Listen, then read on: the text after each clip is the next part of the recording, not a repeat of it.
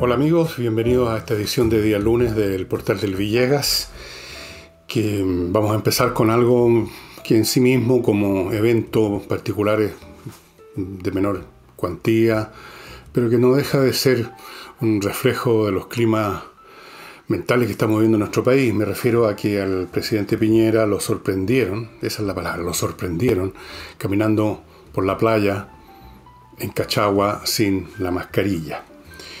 Y cuando digo lo sorprendieron, me imagino que alguien o varios inmediatamente corrieron a denunciarlo o le sacaron fotos. Ustedes saben, el celular se ha convertido en un instrumento de delación universal. Cuando alguien quiere arrinconarlos a ustedes, quiere asustarlos, no los amenaza físicamente, sino que lo apunta con la cámara y dice: te voy a subir a la red, al internet. Con eso ya es suficiente, porque lo de Piñera es una demostración que estamos viviendo un periodo donde impera el clima mental de una cacería de brujas y se ha perdido, por lo tanto, todo sentido común. No me parece a mí que caminar por un lugar al aire libre como una playa, una persona sana, como está el presidente, sin mascarilla sea un pecado mortal. Y si está bien usar mascarilla en lugares donde se congrega una cantidad importante de gente en un recinto más o menos restringido, con el aire encerrado entre las cuatro paredes, en un ascensor, en una sala de espera, cosas como esas, en un cine, pero en la playa, en medio del viento, sin nadie que esté encima de uno. Me parece una exageración. Hemos caído de una exageración a la otra. Al principio, cuando se empezó esto de las mascarillas, cuando la cosa estaba realmente más fuerte, más dura, la pandemia en Chile, entonces era lo contrario. Se miraba con una expresión de desdén al que andaba con mascarilla. Se dejaba de lado el uso de la mascarilla. Ahora nos fuimos al otro extremo, y entonces si uno no tiene la mascarilla puesta, incluso en situaciones donde no es necesaria, entonces es un pecado. Estos son los estados mentales en los que una masa de gente ya no atiende los dictámenes del sentido común, de lo que es razonable según las circunstancias, y se atiene a un automatismo, sobre todo si ese automatismo está asociado a una denuncia, a joder a alguien, a fastidiar a alguien. Estamos viviendo un clima muy penca en ese sentido. Todo el mundo denunciando, todo el mundo listo para subir a la red, para denunciar en las redes sociales, para llamar a, no sé, a alguna autoridad, para chupetear en los medios de comunicación que fulano, sutano hizo tal cosa, o que andaba sin mascarilla ese día. Y junto a eso se desarrolla, como complemento de esta actitud en que todo el mundo se está escudriñando con el ceño fruncido, la mirada del fanático, del qué sé yo, del fiscal, del persecutor, buscando quién está pecando para denunciarlo, para llevarlo al paredón. Entonces, con eso se desarrolla lo otro. Y así tenemos al presidente Piñera pidiendo perdón, con mucha fuerza, pidiendo perdón. ¿Perdón de qué? De que no andaba con mascarilla en una playa. Perdónenme, yo si voy a alguna playa este año voy a ir sin mascarilla. Ya, pues, denúncienme. Me parece francamente estúpido. Me parece excesivo.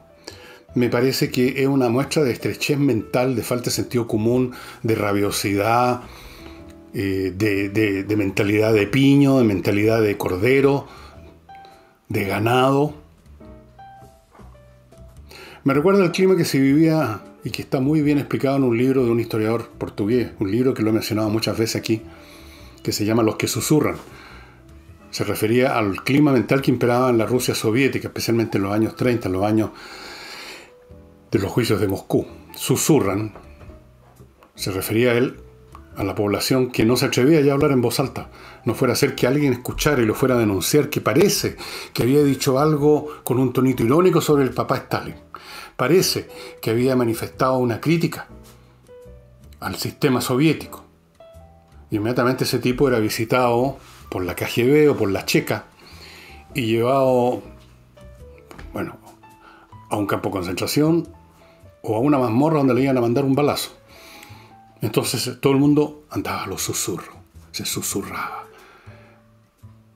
Y si lo pillan susurrando, se pide perdón al camarada comisario. Perdón, perdón. Y aquí tenemos a Piñera pidiendo perdón por andar sin mascarilla en una playa, en un lugar al aire libre. Ustedes dirán, bueno, lo que pasa es que el presidente de la República, como decía esa frase, la mujer del César tiene que ser mujer y parecerlo además, todo lo que ustedes quieran. Pero, por favor, no estamos en la época de Marco Aurelio. Estamos en el siglo XXI. Se supone que hemos avanzado un poco la humanidad en términos del desarrollo del sentido común. Esta mentalidad de cacería de bruja, de los justos, todos con el ceño mirándose a ver quién anda con o sin mascarilla, poniendo cara. Estos son tiempos ideales para los chantas, ¿no? ¿Ustedes sabían eso? Estos tiempos en que algo legitima la envidia, legitima los rencores, legitima los resentimientos, legitima las acusaciones, legitima las mariconerías, legitima las intrigas, todo lo legitima. Porque hay que denunciar a los pecadores.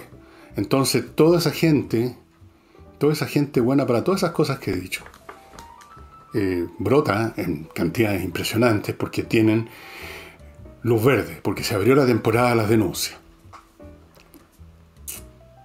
Va a llegar un día que alguien me va a denunciar porque estoy haciendo este programa sin mascarilla.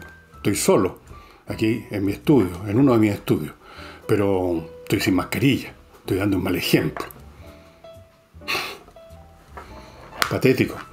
Tiempos como estos no es primera vez que se viven en ese país y en muchos otros países también. Son tiempos muy desagradables, son tiempos en que el sentido común, la decencia normal en que la gente es capaz de poner las cosas en su perspectiva, es capaz de no andar persiguiendo y acusando a medio mundo, es capaz de ser razonables. Bueno, esos tiempos lamentablemente se terminaron por ahora y estamos en medio de un delirio persecutorio. Todo el mundo persiguiendo a todo el mundo acusando a todo el mundo, acusándolo de acoso, si acaso le miró el poto a alguien, como si eso fuera la tremenda cosa, acusándolo de no estar preocupado de la vida de los demás, si andaba en medio de una playa sin mascarilla, acusándolo de ser reaccionario, si acaso, o incluso nostálgico de la dictadura, un fascista, si acaso dice alguna cosa positiva de lo que fueron los años de Pinochet. Bueno, hay algunos que quieren convertir eso en ley incluso. Ojo. Bueno, son tiempos realmente calamitosos, tiempos en los cuales resulta fastidioso vivir, tiempos en los cuales uno se refugia en su privacidad y en el silencio. Porque cualquier imbécil, cualquier fanático, cualquier tarao, cualquier picao, cualquier resentido, cualquier carajo, hoy tiene luz verde para acusar, para denunciar, para indicar con el dedo, para arrastrar al árbol para que lo ahorquen. La horda linchadora. Nos hemos convertido en una horda linchadora. Y ahora, visto y considerando que los días domingos, ustedes comprenderán, yo estoy grabando esto el día domingo en la tarde, no hay muchas noticias, así que voy a volver a tratar el tema que también lo trataron en los diarios porque no hay otras muchas noticias, y es esta renuncia de este señor Pablo Vidal, que tiene un aire doctoral de gran intelectual de la izquierda, con su bigotito, su barbita, su anteojito, que renunció a Revolución Democrática y ha seguido dando explicaciones, y me voy a meter nuevamente en sus explicaciones porque vuelvo a repetir que vale la pena conocer la manera como piensan ciertas sensibilidades, llamémoslas así, hoy en día. Y me va a permitir además esto llegar a un tema además de fondo que tiene que ver con el tema de las llamadas grandes mayorías. Bueno, primero citemos algunas cosas de las que dijo ayer domingo. Pablo Vidal piensa que el espacio de la izquierda está lleno de independientes. Bueno, ¿cómo? O son de izquierda o son independientes. No sé cómo funciona la lógica de Pablo acá. Pero el independiente es una persona que no es alguien que uno puede decir este es de izquierda o es de derecha. Es alguien que examina las cosas caso a caso. Son muy pocos, entre paréntesis. Me atrevería a decir que la categoría independiente es una categoría vacía, prácticamente.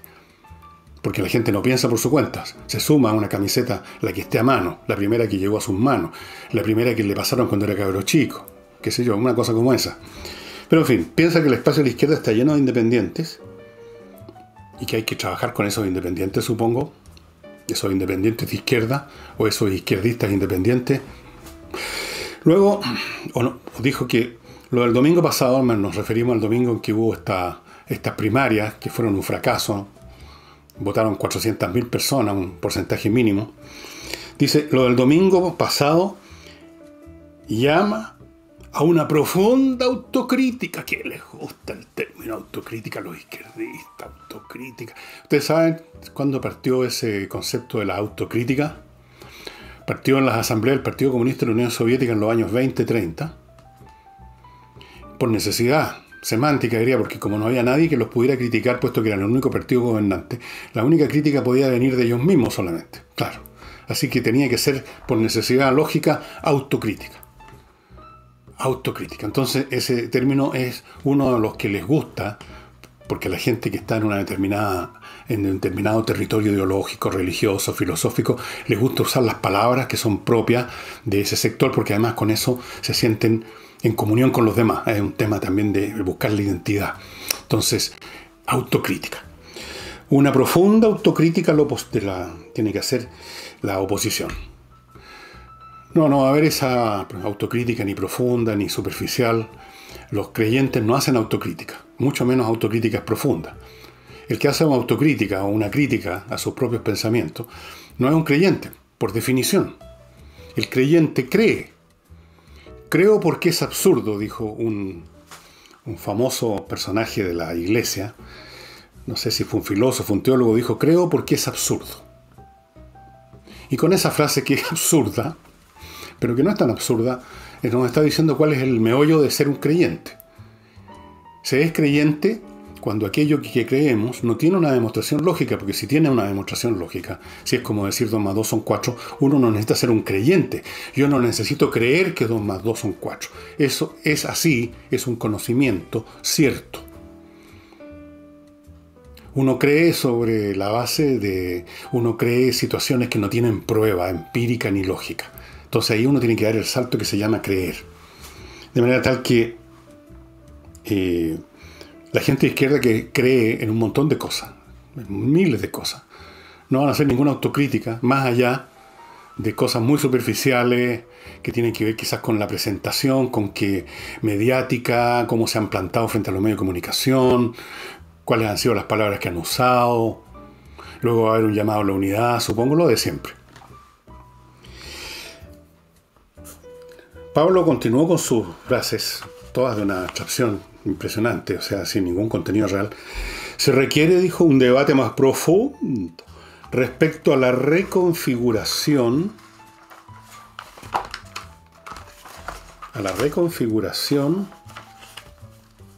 ¿De qué dirán ustedes?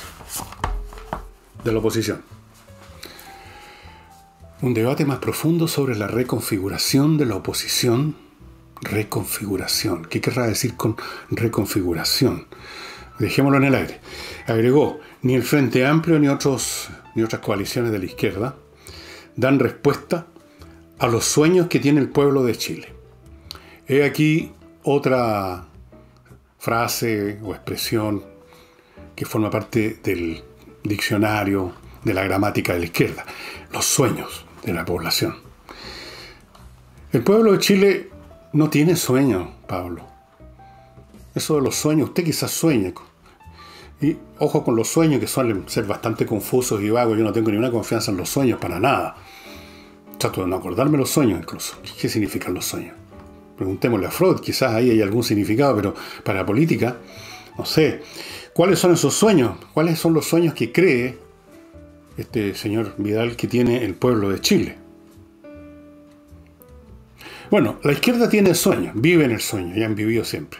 Ellos viven esperando el quiliasmo, la gran revelación, la segunda venida del Mesías, el reino divino de los 1000 años antes que se acabe el mundo, la llegada de lo que antes se llamaba socialismo, y luego comunismo, y que ahora no se atreve a pronunciar su nombre, es el socialismo. O simplemente Vidal y otros lo dejaron de lado, y quizás peor porque no saben entonces con quién lo están reemplazando. El reino de los 1000 años. Pablo, los chilenos no están para sueños. Dejémosle los sueños a los cabritos chicos. Los chilenos, al contrario, quieren despertar de la pesadilla que estamos viviendo hace más de un año. Los chilenos le dejan los sueños a los adolescentes. Los chilenos lo que desean, creo yo, porque tampoco me aseguro, no digo el pueblo chileno quiere, no. Creo que el pueblo chileno en su mayoría, en un número superior a 50 más 1, quiere volver a los parámetros de normalidad, de decencia, de tranquilidad y paz que más o menos se vivieron, por ejemplo, en los años de la Concertación. Esos años que para ustedes son el infierno, pero que para el resto de los chilenos se recuerdan gratamente, fíjese usted, para que vea. Queremos, yo creo, otra vez insisto, creo nada más que el pueblo chileno desea vivir en paz, salir a la casa, a la calle sin temor de que ahora lo asalten delincuentes que pululan porque la policía fue destruida. Quieren que se terminen las movilizaciones destructivas, destructoras y amenazantes. Quieren que sus empresas sí puedan seguir funcionando para ellos poder seguir teniendo una pega. Los pequeños comerciantes quieren que no les echen abajo sus locales, no se los destruyan, en eso que llaman el estallido social. La gente quiere mandar a sus hijos al colegio a sabiendas de que los van a educar unos profesores y no van a llegar unos energúmenos a adoctrinarlos sobre temas sexuales, por ejemplo. La gente quiere volver a lo que podría llamar una normalidad decente. Ningún sueño. Nada de sueño. Queremos que vuelva la normalidad y la decencia. Y decencia significa respetar la propiedad ajena, respetar las ideas ajenas, no perseguir a nadie, no andar denunciando a la gente porque anda sin o con mascarilla, no convertir este país en un territorio donde se mueven hordas linchadoras, no convertir este país en un territorio donde se mueven jovencitos arrogantes que creen que tienen la respuesta a todo y a la pasada demuelen lo que se les pone por delante. Yo creo que eso es lo que quiere el país, en su mayoría. Hago la abstracción, dejo de lado, por supuesto, a los revolucionarios que quieren exactamente lo contrario. Eso ya lo sabemos.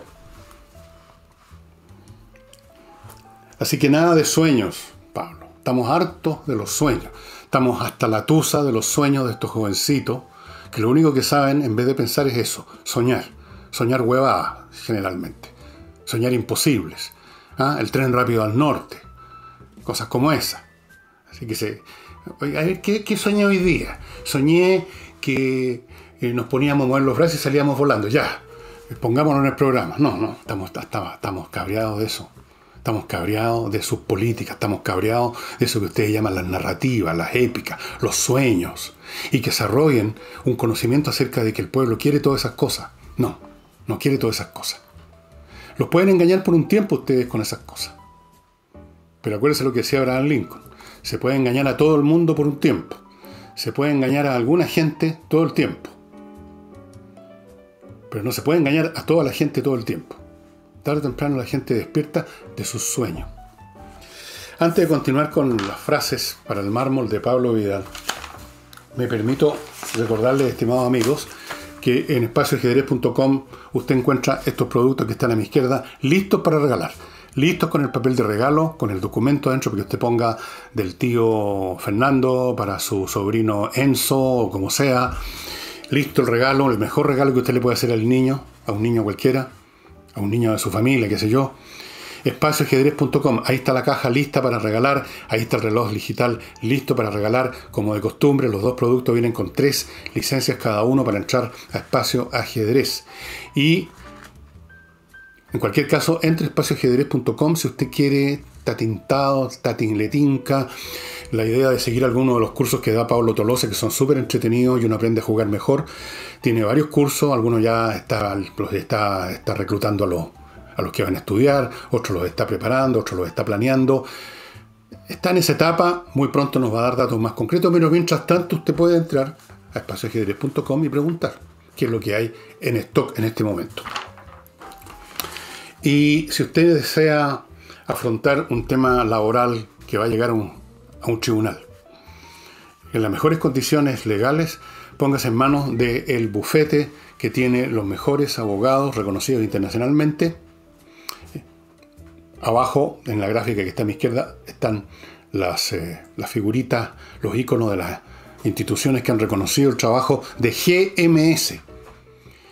El bufete GMS, conformado por Gajardo, Morando, Schwartz y Figueroa. Faltó la F aquí. GMS. Estimados amigos, temas laborales son complicados y sus consecuencias son de gran aliento, por lo tanto, más vale ponerse en manos de especialistas, no cualquier abogado que le hace al barrido y al fregado. Eso es jugar a la ruleta rusa, legalmente hablando. GMS, estimados amigos, GMS. Y para la limpieza de pisos de todo tipo, parquet, piso flotante, losa, mármol, baldosas, moqueta, alfombra, you name it. Para todos estos tipos de piso, SMF tiene el producto perfecto hecho para eso.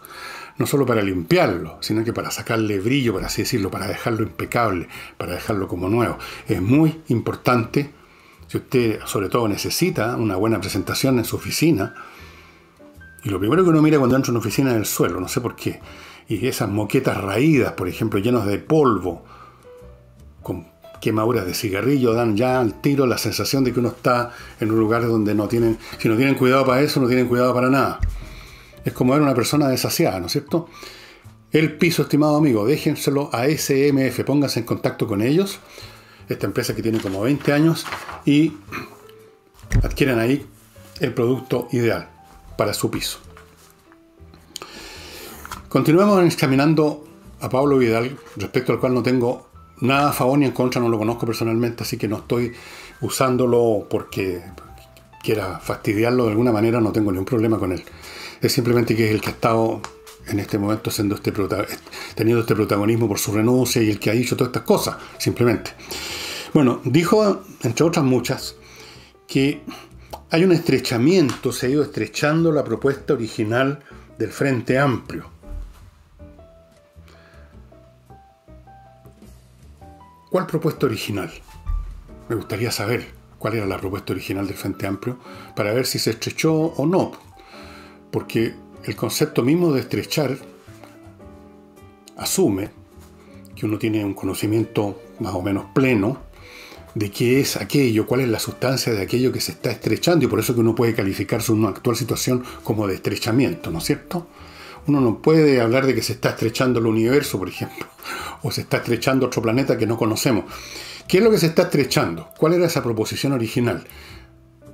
Yo no recuerdo haber oído ninguna propuesta original del Frente Amplio. En ninguno de los dos sentidos la palabra original, que haya sido distinta a otras propuestas que hemos escuchado, y la otra excepción de que se haya iniciado en los cenáculos del Frente Amplio. ¿Cuál? Yo creo que dije ya, y lo reitero ahora, que lo que nos ofreció de nuevo el Frente Amplio fue una postura. No sé si eso es una propuesta.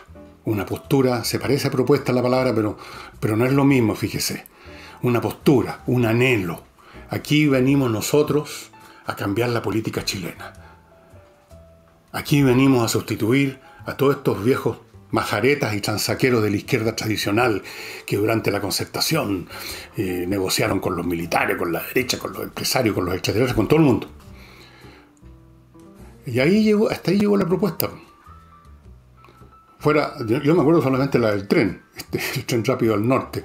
Es la única que por lo menos tenía por lo menos me podía imaginar un tren rápido, así, avanzando hacia el norte con el maquinista, el conductor y nadie más. Pues nadie viaja en tren al norte. ¿A qué? Se usa el avión ahora, no el tren rápido para ir al norte. Pero en fin, entonces yo no sé cuál fue esa propuesta que según Pablo Vidal se está estrechando. Ahora, estoy tratando de interpretar. A lo mejor como propuesta, y más o menos para eso va más adelante, él entendía como una postura amplia, por eso se llamaba Frente Amplio, capaz de abrazar a toda clase de ciudadanos, a una gran cantidad de ciudadanos de distintas avenidas de la vida. y ahora se estarían poniendo más izquierdistas, más cercanos al Partido Comunista. Pero tampoco me parece que significa eso, porque no le molesta para nada, lo dijo derechamente Vidal, que no le molesta para nada que que el Frente Amplio se esté acercando al Partido Comunista, porque incluso dijo, el Partido Comunista incluso podría dar más gobernabilidad, le estaba bromeando, al país que el Frente Amplio. Por lo menos le habría, claro, si llegara a gobernar, no va a ocurrir, el Partido Comunista, por lo menos, son coherentes en llevarnos a la ruina. El Frente Amplio es una cosa tan despelotada, tan dispersa, por su propia naturaleza como Frente Amplio, que ni siquiera eso podrían hacerlo bien. Los comunistas sí tienen un método muy adecuado y muy bien practicado y ya conocido para arruinar un país. Así que en ese sentido nos darían, no sé si más gobernabilidad, más destructividad. Entonces, él llama, después de que denuncia y reprocha que el Frente Amplio está estrechando su propuesta, que hay que construir una propuesta de mayorías. ¿Qué significa eso? Nada. Significa lo mismo que ha significado siempre que la izquierda habla de las propuestas de mayoría o las grandes mayorías. Ya vamos a llegar a eso. Luego dice, a veces el Frente Amplio se ha quedado muy corto en el diagnóstico. ¿Cuál diagnóstico? Porque si cree Pablo Vidal que es un diagnóstico llegar a la escena política acusando a todo el mundo de ser transaquero y unos viejos sinvergüenza, acomodatís y todo eso, cosa que ya están aprendiendo a hacerlo muy rápido los del Frente Amplio también, eso no es una propuesta de ninguna clase, ni es un diagnóstico. ¿Qué diagnóstico es ese? Es decir, simplemente que son todos unos sinvergüenza. Flor de diagnóstico. Uno entiende el diagnóstico como algo más específico. Si el señor Vidal quiere saber lo que es un diagnóstico, puede incluso retroceder muchos años en la historia y leer lo que escribieron economistas como Ahumada en los años 40-50, cosas como esa, analizando la estructura económica del país, analizando qué cosas estaban mal, o puede leer, por ejemplo, la concentración económica de Ricardo Lago, que todo está ya obsoleto, pero ahí se ve por lo menos el método, ¿no? El método de hacer un diagnóstico específico, con números, con detalles, con nombres y apellidos. Eso es un diagnóstico.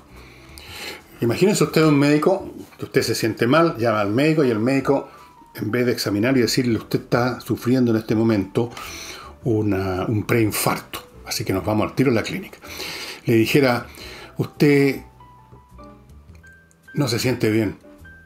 Ese es mi diagnóstico. Usted no se siente bien. Sí, pues ya sé de eso, doctor, por eso que lo llamé, pero ¿qué cosa específica? No. Tal vez me quede corto en mi diagnóstico, ¿no? Digamos que usted no se siente bien y en realidad se siente pésimo. Usted le da una patada en el poto a ese médico, lo tira por la ventana, ¿no es cierto? La única cosa concreta que finalmente termina diciendo Vidal es que la oposición está en medio de un desorden absoluto. Ese es un hecho concreto y por lo tanto aquí al fin Vidal aterriza en el terreno de lo que se puede observar, examinar, juzgar, evaluar. No las palabras vagas, las propuestas, los diagnósticos cortos, las propuestas de mayoría. Y ahora quiero ir a esto de las mayorías porque allí viene lo interesante, lo que puede haber de interesante en esta manera de pensar de Pablo Vidal y de los demás. Pero antes de eso, me permitiréis, amados hermanos, en Cristo, nuestro Señor, estoy hablando en serio, recordarles Autopaz para los que quieran hacer o estén en necesidad de hacer o estén haciendo ya una transferencia de auto por compra-venta, que autopaz.cl es el método más rápido para hacerlo. En vez de estar usted yendo a 20.000 partes a sacar un papel tras otro y solo al final de conseguir todo ese papelerío ir a la notaría, autopaz.cl, una vez que aceptó su encargo, le hace todo menos la parte final que sí tiene que hacer usted por un deber jurídico a la notaría, pero todo muy rápido, en 5 minutos firma usted, firma la otra persona, se acabó. Transferencia rápida, sencilla, segura. Autopaz.cl, no se meta más en hacer colas de 1000 ventanillas para finalmente lograr la transferencia. Autopaz.cl. Y os comunico que compreoro.cl sí tiene una nueva remesa de oro. Así es que ya vaya a registrarse. Comprar oro, estimado amigo, es la forma más segura de estar seguro. Pepitas de 24 quilates, 10 gramos, unas cositas chiquititas, unos lingotes muy bonitos, chiquititos, 99,9% pureza, certificados, libres de impuestos, y es una forma de asegurarse para cualquier contingencia tener el oro en la mano. Fíjese que esas pepitas chiquititas, ese lingote en miniatura, son como $500,000. Esa cosita así. Así que usted en un montoncito puede tener todo su ahorro, toda su plata, por cualquier cosa. O sea, se aterrizan los chinos mañana acá y nos invaden, como ya nos están invadiendo con sus flotas pesqueras, usted tiene su oro para... Compreoro.cl, señores, el sitio al cual usted tiene que asistir para esto. Ya, como les digo, no olviden que estas remesas de oro que les llegan a ellos duran re poco. Así es que vaya ya entrando a compreoro.cl. En el lenguaje de la izquierda, y aquí en parte lo que hemos visto, propuestas a las mayorías, grandes mayorías, está siempre presente ese concepto, esa frase. Las grandes mayorías. Es una frase que ustedes han escuchado, si son viejos como yo, 1.000.000 de veces. De bocas de Salvador Allende, de Hernán Milla, de Gloria Teichtelberg, de Luis Corvalán, de políticos más modernos, de políticos de todos los tiempos de la izquierda, hablan de las grandes mayorías, incluso algunos de derecha, que han estado absorbiendo el lenguaje de la izquierda también, fuera de absorber otras cosas, las grandes mayorías. Este es un concepto completamente anacrónico, estimados amigos, hoy en día. Grandes mayorías supone que existe una entidad más o menos homogénea que tiene un número suficiente de miembros para constituirse en una mayoría en comparación con otras personas o elementos que tienen otras características. En un lugar, en un estadio, uno puede decir que hay una gran mayoría de hinchas de Colo-Colo. Se refiere a un grupo homogéneo de personas que todos son colocolinos y son más que los demás. Entonces ahí el concepto grandes mayoría o la mayoría tiene sentido. La palabra mayoría asume que hay algo que puede ser mayor o menor, que hay algo que se mueve en el eje de las cantidades. Pero ese algo tiene que ser relativamente homogéneo, si no, no tiene sentido el concepto. No puede haber una gran mayoría de colocolinos, de la Chile, de esto, todo mezclado y más o menos en el mismo número en un lugar. Tiene que haber la mayoría, una gran mayoría, una super mayoría o una relativa mayoría, asume que esa mayoría está constituida por un ente más o menos homogéneo. Y eso ya no existe en el plano económico y social, estimado amigo. Tenía sentido en épocas más simples. Cuando la economía europea, por ejemplo, o la economía chilena, del siglo XVII, XVIII, hubiéramos podido decir las grandes mayorías de campesinos, porque la gran mayoría de las personas eran campesinos y la condición de campesino los igualaba completamente.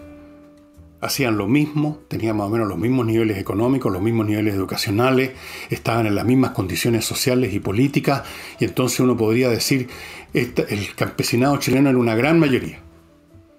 En otro momento, pensemos por ejemplo en la era victoriana, la época de la Revolución Industrial, uno podría hablar de las grandes mayorías fabriles. ¿Por qué? Porque dada la estructura económica de esa época, habían muchos obreros fabriles que, una vez más, eran muy similares en todas sus características. Venían del campo, muchos de ellos, a la ciudad en busca de trabajo, tenían un bajísimo nivel de escolaridad o de educación. Probablemente en Inglaterra por lo menos eran todos del mismo origen étnico, hacían más o menos la misma pega, tenían el mismo nivel económico, tenían la misma relación con el Estado y con las demás clases. Y entonces uno podía haber dicho, en Inglaterra, en 1870, la gran mayoría era el proletariado industrial. Es el mundo que describió y dentro del cual escribió Carlos Marx. El mundo industrial clásico, llamémoslo así. Pero ya no existe eso. No hay grandes mayorías fabriles ni de campesinos. Hay actividades en primer lugar que han desaparecido literalmente. Y otras que se han diversificado tanto, se han especializado tanto, que ya sus distintos actores ya no comparten más que los más elementales rasgos que nos sirven para generar con sentido una entidad a la cual podamos calificar de gran mayoría o de mayoría. El mundo social actual de Chile, de todas partes del mundo, está constituido por una enorme cantidad de minorías. Ni siquiera usaría yo el término minoría, de grupos, de individuos incluso, que difieren enormemente en sus actividades, en sus niveles educativos, en sus aspiraciones, en los lugares donde viven, en cómo visten. Hay una enorme heterogeneidad, ya no hay homogeneidad, este ya no es el mundo como el que mentaba Salvador Allende cuando decía los obreros del hierro, del salitre y del carbón. ¿Se acuerdan de esa frase? No existen nada de todo eso. No existen los obreros del salitre y del carbón. Y los del hierro son muy distintos a los que conoció Salvador Allende, probablemente en las grandes usinas, en la Compañía de Acero del Pacífico. Uno no va a encontrar el proletariado industrial clásico del pasado, todos vestidos igual, todos más o menos iguales. Seguramente gran parte de la producción está mecanizada, hay técnicos de una cosa, técnicos de otra, especialistas en esto, en lo demás allá. Y eso se expresa, y se ha estado expresando hace mucho tiempo, por ejemplo, en la multiplicidad de sindicatos distintos que van apareciendo en las empresas. No por una maniobra malévola de la parte patronal, sino por las diferentes condiciones de vida de los individuos y de estos pequeños grupos, de estos millones de pequeños grupos. Entonces, ¿cuál es la gran mayoría a que se refiere Vidal, a que se refiere la izquierda? No hay. Esa gran mayoría, además, cuando existía, o si existiera ahora, asume que la política se tiene que hacer sobre la base de quién tiene más número para imponerle a los otros, esa gran mayoría, imponerle a la minoría su visión del mundo, sus intereses. O sea, una concepción suma cero de la política. Una guerra que se libra a veces a balazos y a veces en las urnas. No hay sentido en esa expresión de las grandes mayorías. No hay esas grandes mayorías. Hay una enorme cantidad de pequeños grupos, Pablo, muy diferentes entre sí. Y si usted quiere igualarlos, va a tener que entrar a un nivel tal de abstracción que ya no tiene sentido. Va a tener que llegar al nivel de abstracción de decir, bueno, son todos seres humanos. Claro, pero con eso usted no hace política. Usted no puede decir una gran mayoría de seres humanos. No tiene sentido, ¿verdad? Lo que tiene sentido hoy en día no es políticas impuestas por las grandes mayorías, sino que son acuerdos logrados entre todos los grupos para establecer los pisos básicos, decentes, mínimos y funcionales de convivencia. Y esto que parece abstracto es mucho más concreto que sus grandes mayorías, porque de hecho se expresan muchos de esos puntos en la Constitución. Cuando la Constitución dice que todos tenemos libertad de expresión, que podemos decir, escribir, comunicar nuestras ideas sin miedo a que nos lleven, nos arrastren, como quisiera la señora Hertz respecto a ciertos temas, a una multa o incluso a la cárcel. Cuando decimos eso, y está escrito en la Constitución, estamos diciendo algo que lo quieren todos, minorías de todo tipo. Lo quieren las derechas y las izquierdas, las personas que viven en Santiago y las que viven en Valparaíso, las personas mayores de edad y los jóvenes, los adultos de edad mediana y las señoras, las viudas, los matrimonios y los solteros. Todo el mundo quiere tener libertad de expresión. Esas son las cosas que se pueden acordar. Todos queremos tener protección legal. No es un tema de grandes mayoría que todos queremos, que no se nos pueda meter en una cárcel así como así. Tenemos derecho a un juicio para que se pruebe si hemos realmente cometido una infracción a la ley. Y hay una serie de protocolos respecto a cómo ese juicio tiene que proceder, etc. Y eso no es un tema de grandes mayorías, es un tema que involucra a todos en nuestra calidad de ciudadanos. Lo que tenemos que buscar hoy en día son estos pisos razonables que le hacen sentido a todos en nuestra calidad de ciudadanos, cualquiera que sea nuestra condición particular, que pueden ser múltiples. Así que esto de las grandes mayorías es una frase absolutamente vacía. Es una frase que se repite porque está en el estante con otras millones de frases en el repertorio verbal de la izquierda, la grande mayoría. Yo les pregunto, a ver, ¿cuál es la gran mayoría ahora en Chile? ¿Cuáles son las grandes? Y ni siquiera dicen la gran mayoría, sino que las grandes mayorías. O sea, hay varias grandes mayorías, lo cual es una contradicción en los términos, ¿no? No pueden haber varias grandes mayorías, puede haber solo una gran mayoría. ¿Cuál sería esa gran mayoría? Los trabajadores, va a decir usted. Bueno, pero los trabajadores somos de los más distintos tipos. Yo soy un trabajador, ¿no? Nadie me está sosteniendo. Y tengo mi manera de ser, mi manera de pensar y mi forma de vida que es muy distinta a mi vecino, que es otro trabajador, pero que hace otra cosa.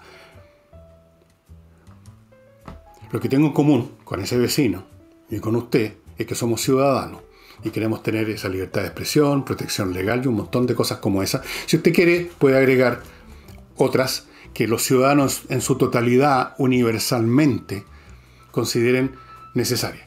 Y podemos ir más allá. Por supuesto que sí. Podríamos, a propósito de las pensiones, decir, como sociedad del siglo XXI, decir, nosotros, los ciudadanos, todos, no la gran mayoría, sino que todos los ciudadanos consideramos que una persona que llega a cierta edad tiene que ser mantenida, si acaso no tiene sus propios recursos, que haya ahorrado, que haya logrado tener en una cuenta propia o no, pero si no es el caso, vamos a asegurarnos que esta persona no caiga en la inopia. Bueno, la sociedad, la ciudadanía entera podría decidir eso, como un piso. Nadie se va a morir de hambre. Nadie va a tener que dormir en la calle, en un dintel para protegerse de la lluvia. Ok, podemos hacerlo.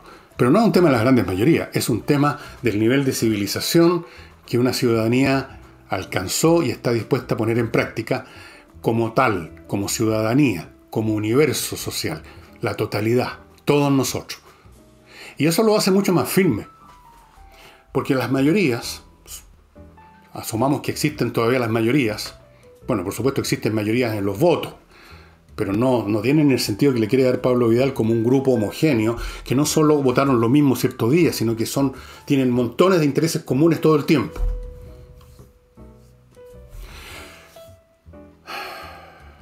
Las mayorías pueden desaparecer mañana. Puede haber otra mayoría.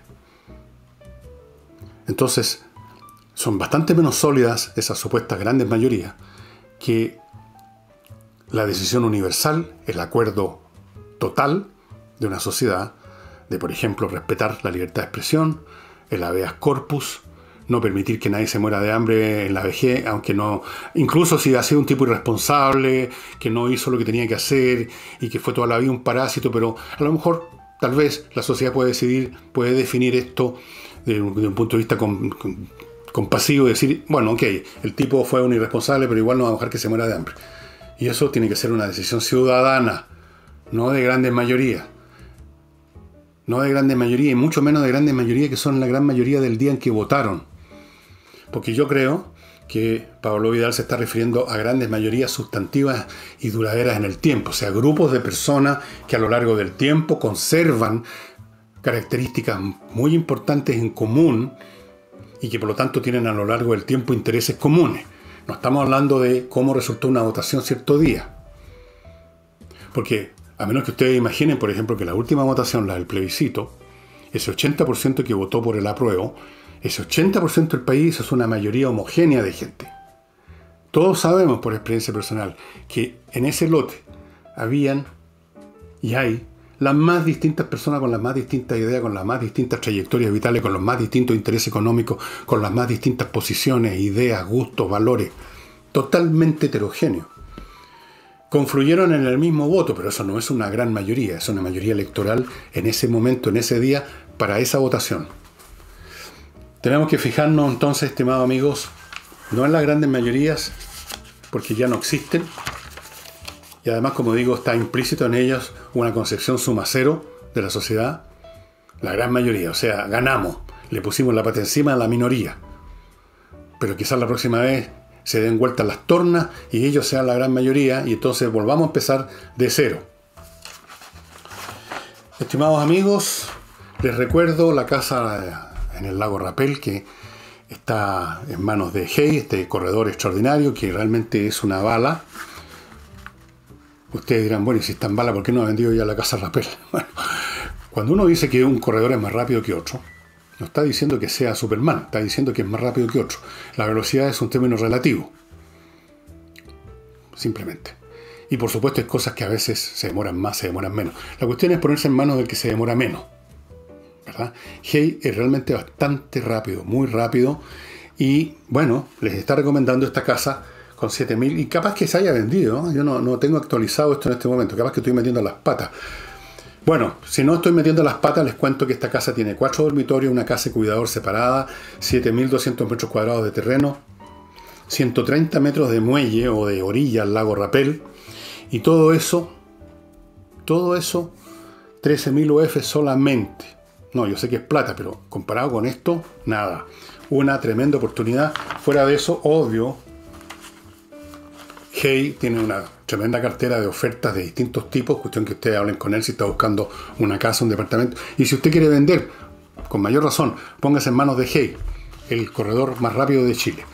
Y para lavar la ropa, y esta vez no me voy a equivocar, Lavo Club, un detergente desarrollado en Chile, hipoalergénico, biodegradable, en un envase de 10 litros que se lo traen a la casa, se lo reponen en la casa, más comodidad imposible.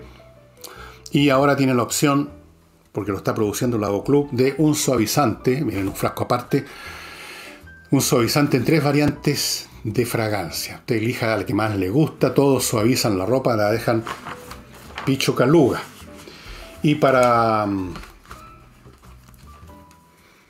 optimizar el funcionamiento de la parte de gestión de su empresa, allí donde se mueven los temas de contabilidades, auditoría, cotizaciones, pago de sueldo, todo el papeleo, digamos, les sugiero que se ponga en manos de Controller, una empresa creada por especialistas que trabajaron 20 años en grandes empresas internacionales, que fundaron Controller para ayudar a empresas chilenas de todo calibre, pequeñas, medianas, grandes, a optimizar ese departamento de gestión que es donde suelen producirse todo el tiempo problemas o funcionan a medias, subóptimo, arrastrando las patas, por así decirlo.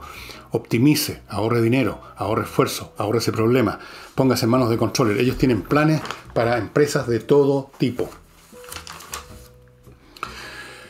Entiendo, bueno, mientras hago este programa deben estar ya por terminar, si es que no terminaron ya, no sé exactamente la hora de Venezuela, las elecciones para el Congreso allá, que ha sido la clásica elección farsesca de estos regímenes dictatoriales y autoritarios, una elección donde no participó la oposición, así que no veo qué es lo que se está eligiendo. Porque en las elecciones lo que se elige son personas, pero esas personas forman parte de listas, de coaliciones. Aquí hay una sola, la del gobierno. Por lo tanto, no hay ninguna elección aquí. Nada. Es elegir entre Chan y Juana. Entre, no sé, los nombres de las personas que están en esas listas. Como resultado de eso, la asistencia ha sido mínima.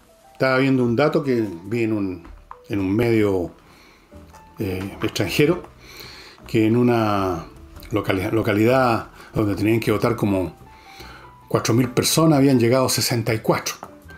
A ver, 4.000, el 1% es 40, o sea, el 1,5% votó, el 98,5% no votó.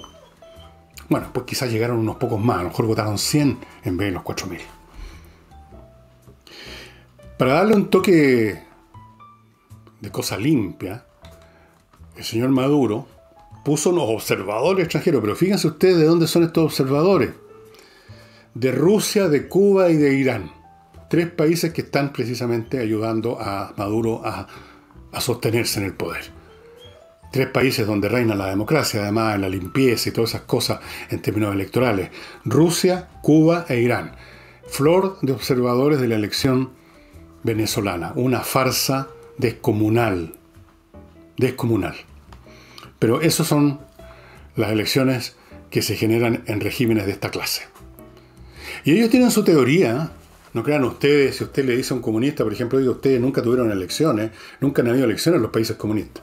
Y le van a decir, pero ¿por qué van a haber elecciones en el estilo burgués, Lo que pasa es que en una sociedad burguesa hay distintas clases con intereses distintos y en algún momento eso se dirime con partidos políticos que luchan por los votos.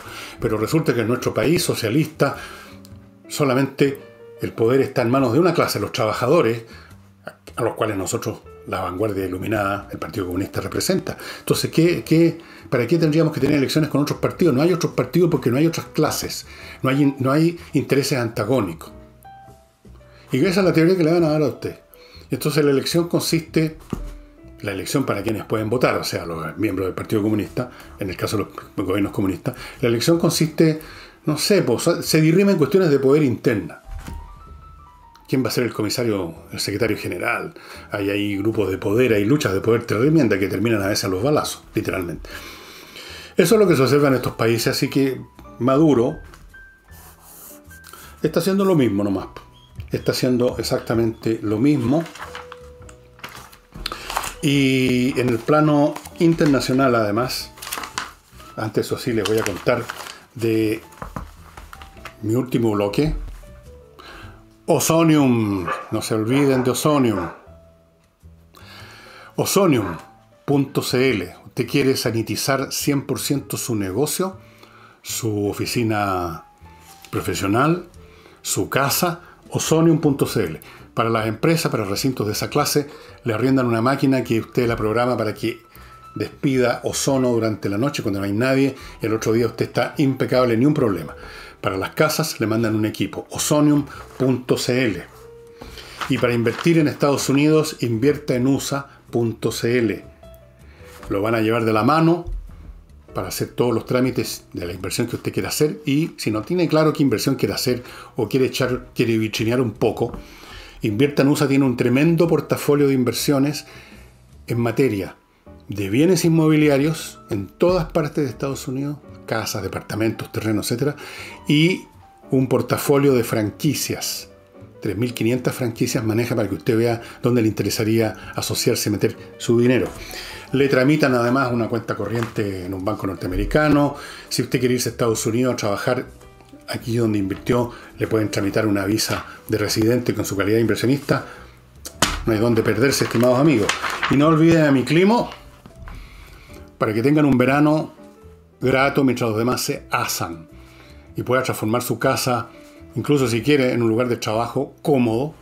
Ahora mucha más gente está trabajando en su casa, no todo el mundo, pero mucha gente.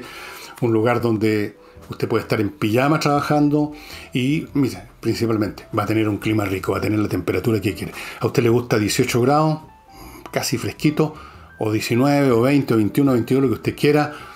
El aparato no mete bulla, es silencioso, no se sabe que está funcionando, salvo por lo rico que está todo. Gasta muy poca electricidad, no hay peligro, no hay ruido, no hay nada. Y en invierno esa misma máquina le va a servir para combatir el frío. Nada mejor que lo que instala Mi Climo, estimados amigos. miclimo.com. Y el último tema para tocar esta semana, probablemente, no es seguro, porque pueden haber nuevas postergaciones, nuevos, qué sé yo. Se puede decidir lo del Brexit, finalmente. En estos días podría establecerse, podría llegarse a un resultado en las negociaciones entre el Reino Unido y Europa, en cuanto a cuál va a ser la relación que van a tener ahora.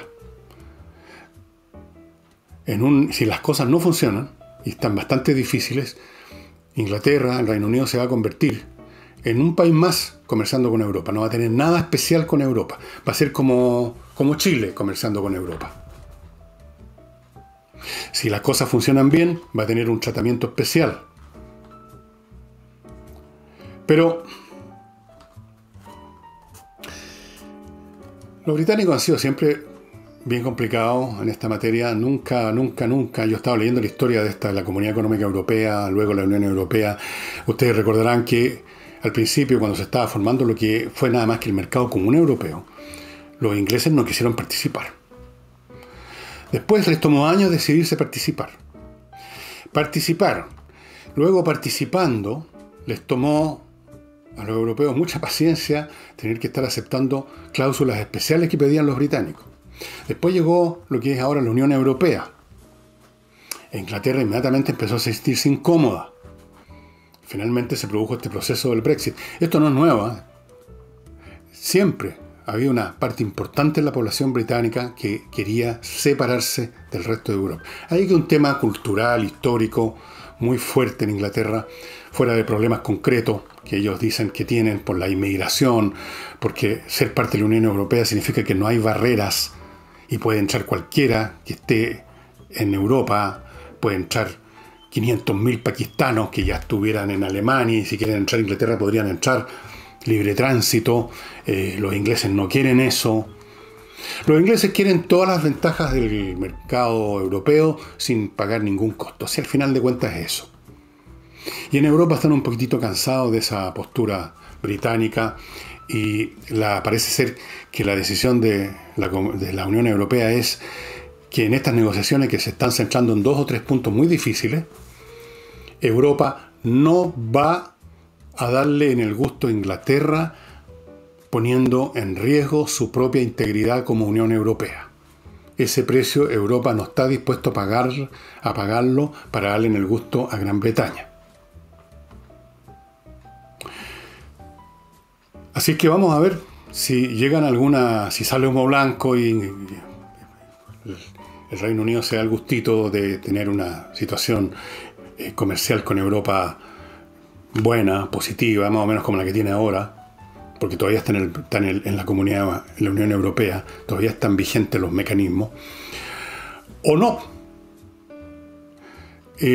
Si no, si Inglaterra se queda, el Reino Unido se queda afuera, definitivamente se convierte como en otro país más, como en otra región más del mundo. Lo van a pasar mal los británicos. Acuérdense, los sectores partidarios del Brexit le mintieron mucho al pueblo británico y le siguen mintiendo, dándole a entender que van a crecer igual, van a crecer mejor que nunca incluso. Bueno, ojalá. Nadie le desea el mal a Gran Bretaña, pero yo lo veo bien difícil. Pero al final se impuso esta concepción británica, que es viejísima, poderosa, de sentirse distintos, mejores, por encima del resto de Europa. La Splendid Isolation que ellos predicaban en el momento culminante de del Imperio Británico en el último cuarto del siglo XIX. The Splendid Isolation, el espléndido aislamiento. Bueno, no va a ser tan espléndido esta vez si eso ocurre. Espero que no ocurra, pero vamos a verlo esta semana probablemente, porque ya en enero esta cuestión tiene que estar decidida, a menos que haya una nueva postergación. Y si hay una nueva postergación de meses, cosa que la veo muy difícil, pero si la hubiera, significaría que en el fondo los británicos no se están saliendo de Europa, sino que están jugando este juego de chutear el tarro para adelante nada más. Y hoy día no les voy a mostrar ningún libro porque he ocupado mucho tiempo y porque simplemente no alcancé a encontrar algo que valiera la pena para ustedes. Para mí todos los libros que tengo valen la pena, pero yo busco algunos libros que también les puedan interesar a ustedes. ¿Ok? Y eso sería todo por hoy. Nos vemos mañana.